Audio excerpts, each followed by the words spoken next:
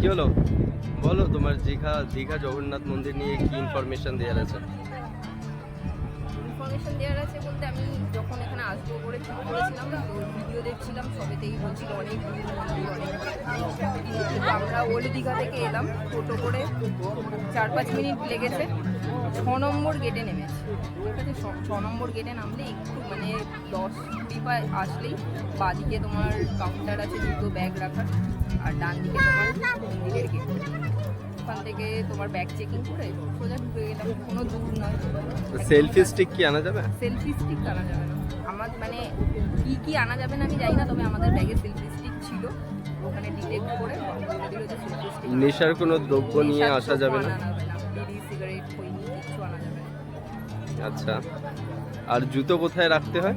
তো তোমার এই 6 নম্বর গেট থেকে তুমি রাস্তাটা থেকে বা ডান হাতে জুতো রাখার কাউন্টার আছে, ওখানে মানে 6 নম্বর গেটের ঠিক উল্টো দিকে? হ্যাঁ, ওখানে জুতো রাখতে পারবে।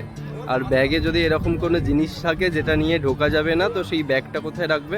ব্যাগটা ওই তোমার জুতোর কাউন্টারের পাশেই, আবার ব্যাগের কাউন্টারও আছে, কিন্তু ব্যাগের ওখানটায় টাকা লাগছে। কি রঙের দেখলাম যেন?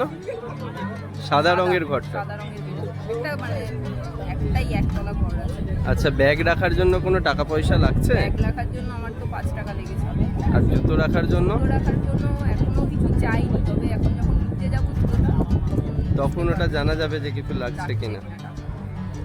ঠিক আছে, জয় Jagannath. Thank you for the important information. Old দীঘার দিক থেকে মন্দির আসতে হলে কিন্তু এই রাস্তার মুখেই নেমে যেতে হবে। এই রাস্তাটা দিয়ে সোজা হেঁটে এলে ডান দিকে জুতো রাখার জায়গা আছে, এখানে ফ্রি অফ কস্ট জুতো রাখতে পারবেন। তার পাশেই আছে ব্যাগ, হেলমেট এসব রাখার, তো ওখানে 5 টাকা করে লাগছে পার ব্যাগ। এইটার অপোজিটেই 6 নম্বর গেট, যেখান থেকে মন্দিরে প্রবেশ করা যাচ্ছে।